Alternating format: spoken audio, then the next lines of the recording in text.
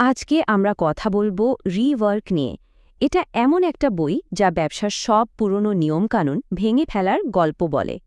আচ্ছা, একবার ভেবে দেখুন তো কি হবে যদি ব্যবসার সবচেয়ে চালু পরামর্শগুলোই আসলে আমাদের সাফল্যের পথে বাধা হয়ে দাঁড়ায়। যে কথাগুলো আমরা বছরের পর বছর ধরে শুনে আসছি সেগুলোই যদি ভুল হয়।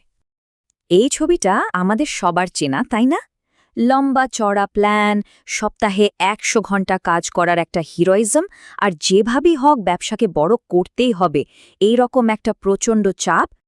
কিন্তু আজকে আমরা এমন একটা বই নিয়ে আলোচনা করব যা এই সব নিয়মকে একেবারে তুড়ি মেরে উড়িয়ে দেয়। বইটার নাম রিওয়ার্ক, লিখেছেন 37 সিগন্যালসের প্রতিষ্ঠাতারা।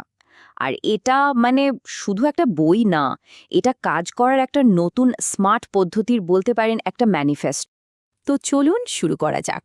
প্রথমে আমরা দেখব কিভাবে রিওয়ার্ক ব্যবসার কিছু পুরনো একদম গেঁথে যাওয়া কিছু ধারণাকে ভেঙে চুরমার করে দেয়। প্রথমেই আসি প্ল্যানিংয়ের কথায়। আমাদের তো সবসময় বলা হয় লম্বা সময়ের প্ল্যান ছাড়া নাকি ব্যবসাই হয় না, কিন্তু রিওয়ার্ক বলছে প্ল্যানিং আসলে বড়সড় একটা অনুমানের খেলা ছাড়া আর কিছুই না। কেন? কারণ মার্কেট, টেকনোলজি, কাস্টমারের চাহিদা এগুলো সবই তো চোখের পলকে বদলে যায়। এই কথাটা একবার দেখুন লেখকরা কি বলছেন। প্ল্যান ছাড়া কাজ করতে নামাটা একটু ভয়ের ব্যাপার মনে হতে পারে, ঠিক, কিন্তু তার চেয়েও ভয়ঙ্কর হলো এমন একটা প্ল্যানকে অন্ধের মতো তাড়া করা যার সাথে বাস্তবতার কোনো সম্পর্কই নেই। আরেকটা খুব জনপ্রিয় কথা আমরা সবসময় শুনি, ব্যর্থতাই নাকি সাফল্যের চাবিকাঠি। রিওয়ার্ক কিন্তু এই ধারণাটাকেও চ্যালেঞ্জ করছে। তাদের মতে ভুল থেকে শেখার ব্যাপারটাকে একটু বেশি বড় করে দেখানো হয়। তার চেয়ে বরং যা কাজ করছে, যা সফল হচ্ছে, সেটা থেকে শিখতে পারলে অনেক বেশি লাভ। আর হাসেল কালচারের কথা তো বাদই দিলাম। এই যে দিনরাত না ঘুমিয়ে কাজ করা আর সেটাকে একটা বীরত্ব হিসেবে দেখানো, রিওয়ার্ক সরাসরি বলছে এটা কোনো বীরত্ব নয়, এটা একটা দুর্বলতা। কারণ দিন শেষে এই অতিরিক্ত খাটুনি ভালো রেজাল্ট দেয় না, দেয় শুধু ক্লান্তি আর হতাশা, যাকে বলে বার্নআউট। আর এই উক্তিটা তো অসাধারণ। দেখুন, ওয়ার্কাহলিকরা হিরো নয়, তারা দিন বাঁচায় না, তারা শুধু দিনটা শেষ করে দেয়। আসল হিরো তো সে যে কাজটা তাড়াতাড়ি শেষ করার একটা ভালো উপায় বের করে বাড়ি চলে গেছে। কি দারুণভাবে কাজের হিরোর সংজ্ঞাটাই পাল্টে দেওয়া হলো, তাই না? তাহলে পুরনো ধারণাগুলো যদি বাদই দিতে হয়, তাহলে নতুন পথটা কি? চলুন এবার আমরা রিওয়ার্কের নতুন প্লেবুকটা দেখি। ওরা কিভাবে কাজটা করতে বলে।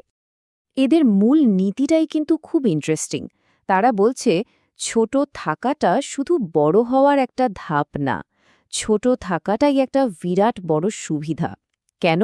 কারণ একটা ছোট টিম অনেক দ্রুত সিদ্ধান্ত নিতে পারে, ঝটপট নিজেদের মানিয়ে নিতে পারে, আর অদরকারি জটিলতা থেকে দূরে থাকতে পারে।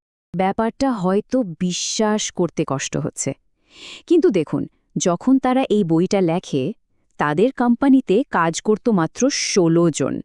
আর এই ১৬ জনের টিম মিলে যে প্রোডাক্টগুলো তৈরি করেছিল সেগুলো ব্যবহার করত ৩০ লাখেরও বেশি মানুষ। ভাবা যায়? এই একটা উদাহরণই যথেষ্ট এটা বোঝানোর জন্য যে ছোট থেকেও কত বড় কিছু করা সম্ভব। তাদের আরেকটা দারুণ আইডিয়া হলো স্ক্র্যাচ ইয়োর ওন ইচ।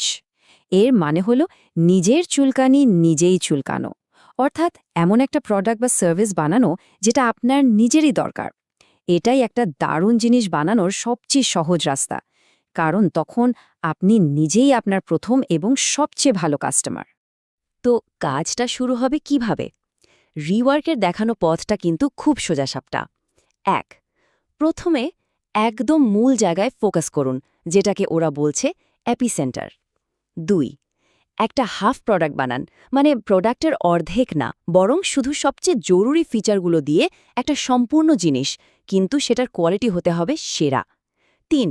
একদম দেরি না করে লঞ্চ করে দিন। আর ৪. আসল ইউজারদের কাছ থেকে ফিডব্যাক নিন আর সেটার উপর ভিত্তি করে জিনিসটাকে আরও ভালো বানান। শুধু প্রোডাক্ট বানানো না, রিওয়ার্ক কিন্তু কাজের কালচার বা সংস্কৃতি নিয়েও আমাদের নতুন করে ভাবতে শেখায়। চলুন দেখি কিভাবে বেশি খাটুনির বদলে স্মার্টলি কাজ করা যায়। ওইটার সবচেয়ে বিখ্যাত আবার সবচেয়ে বিতর্কিত দাবিগুলোর একটা হলো মিটিং জিনিসটা একটা বিষ।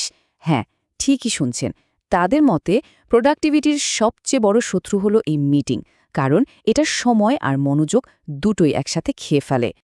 অবশ্য সব মিটিং তো আর এড়ানো যায় না, তাই যখন মিটিং করতেই হবে তখন এই কয়েকটা নিয়ম মানার কথা বলা হয়েছে। যেমন একটা টাইমার সেট করে ঠিক সময় শেষ করা, যত কম লোককে সম্ভব ডাকা, একটা পরিষ্কার এজেন্ডা থাকা, নির্দিষ্ট একটা সমস্যা নিয়ে আলোচনা শুরু করা, আর মিটিং শেষে একটা সমাধান আর পরবর্তী স্টেপ ঠিক করে ওঠা। বেশ কাজের, তাই না? আচ্ছা, প্রোডাক্টিভিটি বাড়ানোর জন্য সবচেয়ে শক্তিশালী শব্দ কোনটা? রিওয়ার্ক এর উত্তর হল না। হ্যাঁ, না বলা। বেশিরভাগ অনুরোধে ডিফল্ট হিসেবে না বলতে পারলে নিজের সময়, মনোযোগ আর শক্তি সবকিছু বাঁচানো যায়। মনে রাখতে হবে, প্রত্যেকটা হ্যাঁ পেছনে একটা অদৃশ্য দাম দিতে হয়।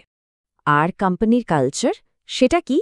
বইটা বলছে এটা কোনো ফ্যান্সি স্লোগান বা টিম বিল্ডিং পার্টি দিয়ে তৈরি হয় না।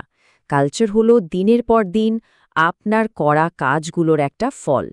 মানে একটা টিমে সবাই যেভাবে আচরণ করে সেটাই ধীরে ধীরে তার কালচার হয়ে দাঁড়ায়। তাহলে পুরো আলোচনার সারমর্ম কি দাঁড়ালো? রিওয়ার্ক আসলে শুধু একটা বই না, এটা তাদের জন্য একটা ম্যানিফেস্টো যারা নিজেরা কিছু একটা শুরু করতে চায়। এখন সময় এসেছে সবকিছু নতুন করে ভাবার। যেমন ধরুন, বইটাতে উদ্যোক্তা বা এন্টারপ্রেনারের মতো ভারী শব্দের বদলে স্টার্টার শব্দটা ব্যবহার করতে বলা হয়েছে। কারণ উদ্যোক্তা শুনলেই কেমন একটা বোঝা চলে আসে, মনে হয় বিশাল কোনো ব্যাপার। কিন্তু স্টার্টার শব্দটা অনেক সহজ। এর মানে হলো যে কিছু একটা শুরু করে, ব্যাস, এতেই শুরু করার মানসিক ভয়টা অনেক কমে যায়। শেষ পর্যন্ত মূল কথাটা খুবই সাধারণ। কোনো কিছু শুরু করার জন্য যা আছে তার চেয়ে বেশি কিছুর দরকার নেই। বিরাট ফান্ডিং, বিশাল টিম বা 100 ভাগ নিখুঁত একটা প্ল্যান, এসবের কোনোটাই আসলে আবশ্যক নয়। দরকার শুধু একটাই জিনিস, শুরু করা। তাহলে এই আলোচনা শেষে প্রশ্নটা থেকেই যায়, এত কিছু শোনার পর ব্যবসার বা কাজের প্রথম কোন নিয়মটা ভাঙা হবে?